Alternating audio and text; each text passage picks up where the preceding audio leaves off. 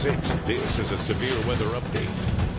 Hey everybody, Alan Crone here along with Stephen Aarons. We are tracking storms this morning that have been severe. They kind of drop down. Sometimes they flare right back up. Our main issue right now seems to be the potential for damaging winds and power outages. We've got a number of power outages that are continuing to climb in the Tulsa metro. We'll have an update on those numbers here pretty quickly, but storms across eastern Oklahoma, including into the metro. So this is from Tulsa downtown to Brookside, Tulsa Hills, Jenks, and Bixby. These are heavy, very strong storms. The severe thunderstorm warning that we had for the Tulsa metro has just expired. You see that polygon that's just dropped off the screen. But these continue to move to the east, southeast at about 50 miles per hour. And within these storms, there's still a potential for some of these winds to flare back up. There's a little pocket of wind that is close to severe weather criteria that's just north of Bristow, just west of the Kellyville area right now. And some 50-mile-per-hour winds that are located around the Wagner, Porter area to Haskell, and even through the downtown area, some 45 to 50-mile-per-hour winds. So we still have the potential. You can see Stephen has kind of plotted some of those winds up. They're just to the north of Bristow. That's pretty stout winds here. So these are just below severe weather criteria, especially around this area west of the Kellyville vicinity. So winds continue to move generally to the east, and the storms are still back around Stillwater to Perkins, and those are dropping to the southeast. So the storms also located around Miami, Jay, and Grove. These are moving across the lake, 45, 50-mile-per-hour winds. Frequent cloud-to-ground lightning here, heavy rainfall. The hail threat is not exceptionally high. It's not zero either. We're seeing some signs that there might be a little bit of small hail mixed in with some of this, but it's mostly a wind issue and heavy rainfall issue that we're concerned about, and lots and lots of lightning that you can see here. I mean, this is really an electrical storm that goes all the way back to near Sapulpa. Lightning count has picked up quite a bit around the Tulsa area as well. So you can see that's downtown here with lots of lightning showing up here. It's pretty noisy as well. And these storms are dropping to the east-southeast. We're also watching the storm here near Stillwater, the Coyle and Cushing. It has been severe off and on through the morning hours. It's now technically below severe criteria, but could easily flare back up. And that one is going to continue to drop to the east-southeast right behind this one. So I know you've been rattled out of bed early this morning. This is going to be a process that will continue on for the next several hours. Brandon Wells is located near Catoosa this morning. Brandon, good morning. Give us an update as we're tracking the storms early this morning. How are things right now closer into the Catoosa vicinity? Well, Alan, right now we're faring off better. We're a little bit more quiet. We're just making our way south here towards Catoosa. And right now we're just driving in some very light rainfall. The highest winds I experienced as these storms rolled through was about 35 with gusts near 40. So that's the strongest winds we've encountered as they've made their way through the Catoosa area, Alan. But like you said, you could see in our shot there, tremendous amount of lightning. And this is a cloud-to-ground lightning, so it's very electrical and very dangerous. So we'll stay out with it through the morning hours. Back to you. All right, appreciate it. Vaughn Castor has been out. Now, he's been in a lot of wind through the early morning hours, so his experience has been a little different out to the west, but Vaughn now is in the Tulsa County vicinity. Vaughn, gives us an update of what you've been experiencing in the last hour and then what you're experiencing right now. Good morning, Vaughn. Yeah, it's totally opposite with the wind. I'm not getting any wind right now. I'm at 91st and Memorial and getting a lot of heavy rain and, of course, a lot of lightning with these. Now, the wind just now started picking up, so looks like we got another little something coming in right now, but so far the wind's definitely not over severe criteria, Alan. Back to you. All right. Good to know that. And Stephen Aarons has a track for us right now on some of the storms. He's going to go from the east and then go back to the west and track those storms also that are around the Tulsa metro as well. But we also want to track what's happening right now across the far eastern area. So good morning, Stephen.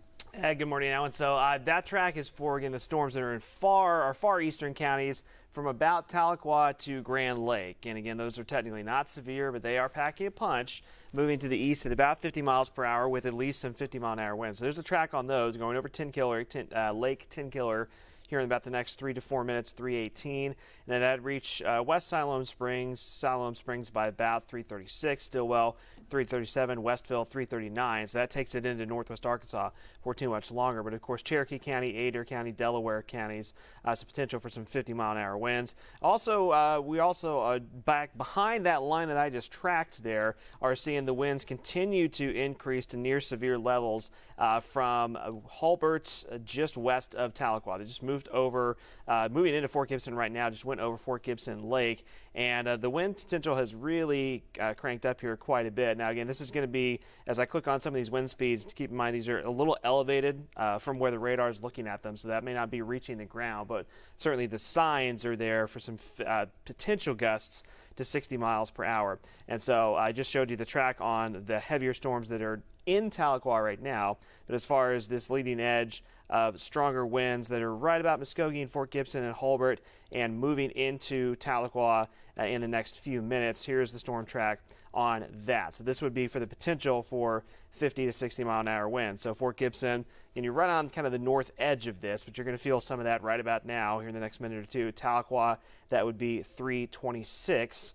Park Hill at about 330. Chewy at 333. And even north ends of Lake Tenkiller in about the next 10 minutes or so as well. So again, that cell is intensifying, I think, pretty notably from a wind standpoint, at least some 50-mile-an-hour winds, if not stronger. That's heading into Cherokee County right now. So again, as you mentioned, no severe thunderstorm warnings, but that cell that is moving from Wagner and Fort Gibson towards Tahlequah is definitely packing quite a bit of a punch as it moves off to the east, Alan.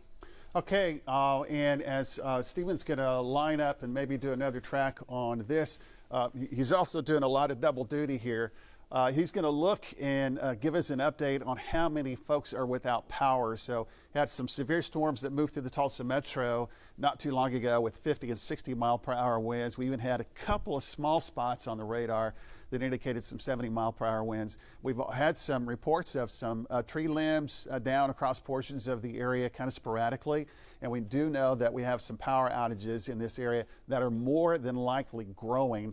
About 30 minutes ago, we were just under 3,000 customers. So, Stephen, what's that number look like right now? It is up to near 4,000, roughly around the Tulsa metro. It's on average close to 4,000. All right, so that number may come up even more. And as Stephen mentioned, these are very electrical storms that are pushing through. So that's the next one basically that might have a chance. These two actually, there's one near Sapulpa and one here near Stillwater and Cushing that will try to intensify just a little bit more. So from Yale and Cushing, that's going to drop down to the east-southeast. It's moving at about 45, maybe 50 miles per hour. It's going to move back into places like Manford and Bristow and Shamrock and Stroud pretty soon. And then this next storm, which is located near Sapulpa south to Mounds and Beggs, that will move right across the southern Tulsa County area and also in the northern Old Mulgee County area right along Highway 75 and then over to Morris and then potentially even near or south of Haskell. So unfortunately, we're not finished. And really, we're not finished with this pattern. This pattern is going to stick around for the better part of a week. So some late night, early morning storm opportunities. We're going to get you back to programming here in just a second or two, but one more track. Stephen's got the track here from Sapulpa and Kiefer and the Edna area. This is dropping to the east-southeast. And Stephen, where do you think it's headed here? So this one, there's, as you mentioned, these two cells that are back to kind of the west and southwest. So this will swing through southern Tulsa County, right, Sapulpa, Kiefer, and Mounds right about now. And as we keep mentioning, there is a ton of lightning. I mean, just a lot of lightning with these thunderstorms, a lot of cloud to ground lightning strikes as well. So that's something to keep in mind. That's part of the reason we're having these power outages. This would take it to Beggs 326, Preston 333, Mulgee 344, Morris at about 350 on that cell, and then the one behind it, which is going to likely track over close to the same areas, just about maybe 20 minutes behind that. That cell just rolled over Stillwater in the last few minutes with some pretty strong wind potential, and technically not severe, but certainly could have some 50-mile-an-hour winds with it as it surges kind of to the east and east-southeast. So this storm, back behind it, would be Drum Right at about 326, Olive 335, Depew at 339, and I'll update a couple more cities in that track there. That would take it over to Bristow at about 344, so about 25 minutes from now would be that next storm. Bristow, you just had one pretty stout storm roll through, and then this next one back behind it is about 25 minutes away. Okay, Stephen, appreciate that. And this is what we're kind of seeing, what we're anticipating that we're going to see. If pull up that picture that Sawyer sent in very quickly here. This was at 41st and Riverside when that first cell moved through. Some minor tree issues in some spots. We think that'll be a little more than just one or two areas for portions of the year. We had some pretty stout winds that kind of pushed through. All right, one more look at the radar. We'll send you back to programming. Our plan is to have another update after the 3:30 hour this morning. These storm cells technically right now are just a little below severe criteria. They've been pulsing back and forth, so again, it's not going to shock us if we have another severe thunderstorm warning or two that we have to deal with through the early morning hours. Very little so far has been along or south of I-40, but some of that might still be able to clip those southern areas. And we have some showers and storms right now, southern Pittsburgh and McIntosh County area, but it's right in this general area that these are all lined up, and they're going to be ready to go through the next hour, maybe the next hour and a half. So if you do have early work this morning between the 4 and 5 o'clock hour, you're going to have to prepare for some of these storms. And again, Tahlequah, strong storms, 50-mile-per-hour winds. Those are moving eastward, Jay Grove as well. Okay, that's what we know right now. It's 3:21 in the morning. We'll continue to track these thunderstorms. We're planning on another update after the 3:30 hour, or if needed, we'll break right back in very quickly. Stay with the News on 6. We'll continue to keep you advised.